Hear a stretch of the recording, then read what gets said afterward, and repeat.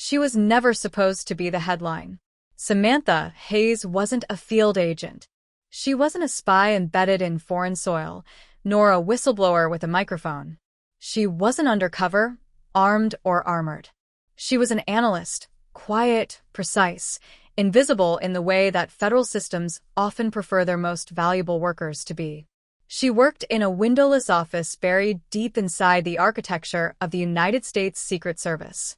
Her job was to log, organize, and secure some of the most sensitive narcotics evidence in the country: heroin, fentanyl, cocaine, the remnants of violent arrests and long investigations. She didn't ask questions.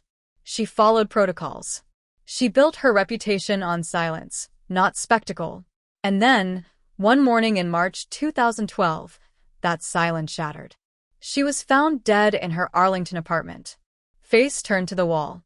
A needle in her arm. Her body folded on the floor like a marionette with its strings abruptly cut. Surrounding her were dozens of small plastic packets, some torn, some sealed, each stamped with the cold identifiers of heroin distribution. The scene was sterile, clean, chilling. At first glance, it was an overdose.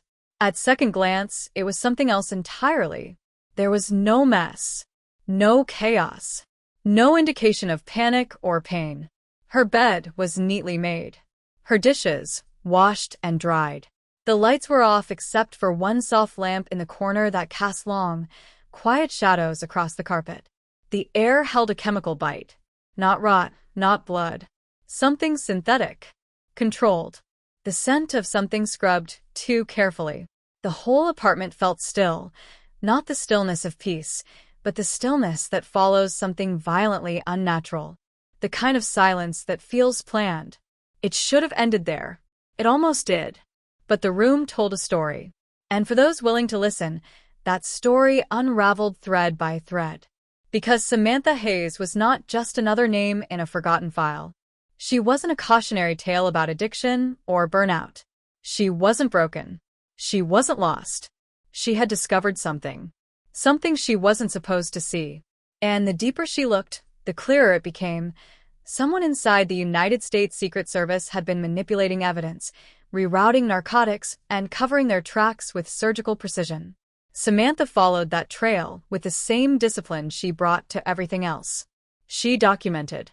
She questioned. She knew the risk. And then she vanished.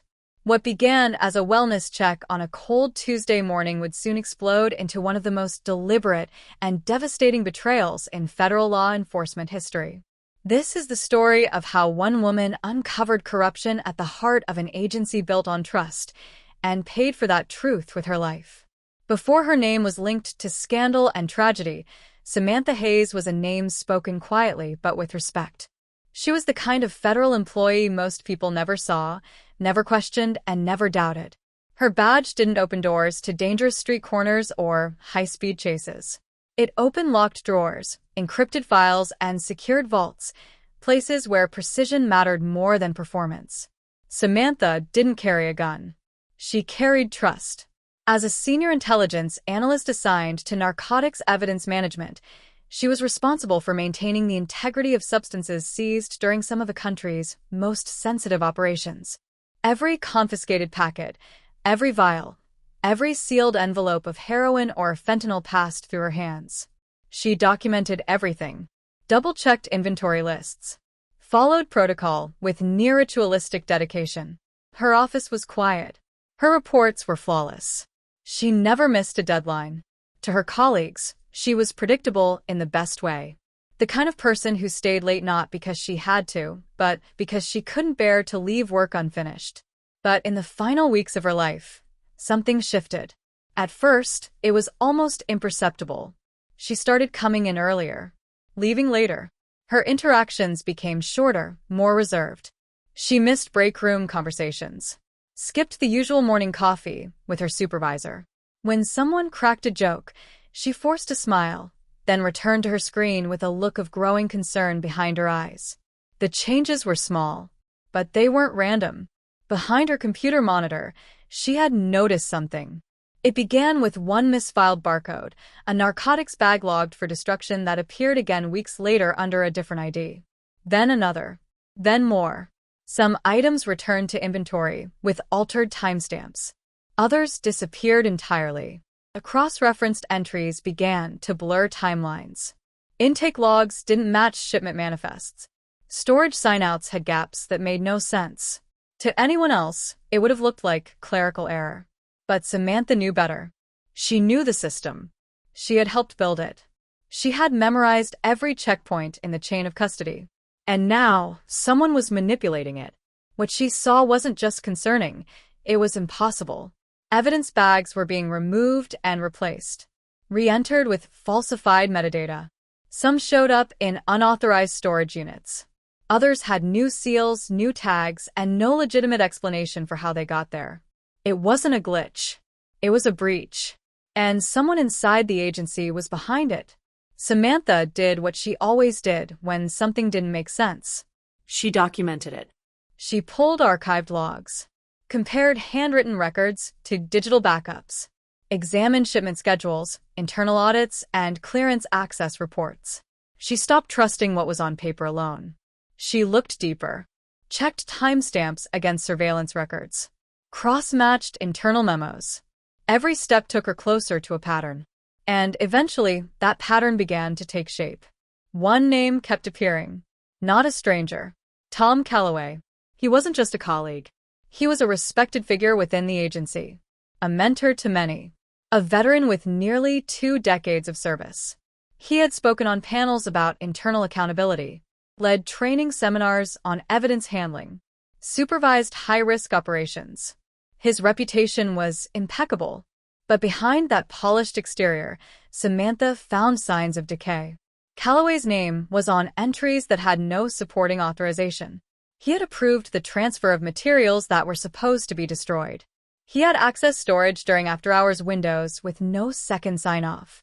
Several batches of heroin logged under his oversight had reappeared in newer cases, unaccounted for, misfiled, or altered. The deeper Samantha looked, the more damning it became. She built a digital archive, quietly, methodically. A flash drive hidden in her personal items. She backed up screenshots, copied internal memos, saved versions of altered log entries before they could be overwritten. She didn't tell anyone. Not yet. She was still unsure who she could trust. But she had seen too much. And someone knew. Because one name started disappearing from internal documents. Hers. One evening, she opened her email and found that 2 case reports she had submitted the week before were no longer listed in the system. When she searched by title, nothing appeared. When she looked up her own clearance history, one login attempt had been flagged as unauthorized. Her blood ran cold. She wasn't just tracking someone anymore. Someone was tracking her. Still, she didn't stop. She was days away from making her move. She had nearly finished compiling the timeline, the proof, the audit trail that would expose the thefts. She was planning how to report it safely, who to approach, what to say. But on the night of March 5th, she received a phone call. It was from Tom Calloway. The call lasted less than 2 minutes. No one knows what was said. No voicemail. No text follow-up. At 10:40 p.m., Samantha left her apartment. She wore a coat, carried no purse, took only her phone. She walked 3 blocks in the cold Arlington air, straight toward the building where Calloway lived. A surveillance camera captured her entering the lobby. She never came back out. That would be the last time anyone saw her alive. Surveillance caught her going in. The timestamp read 10:47 p.m. Samantha Hayes stepped into the front lobby of Tom Calloway's apartment building.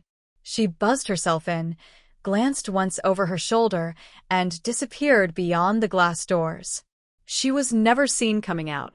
The camera outside the entrance recorded nothing further. No struggle. No sprint for safety. No sign of distress. Just silence. For hours after, the building remained quiet. No neighbors reported noise. No calls were made. No alarms were triggered. It was as if she had vanished.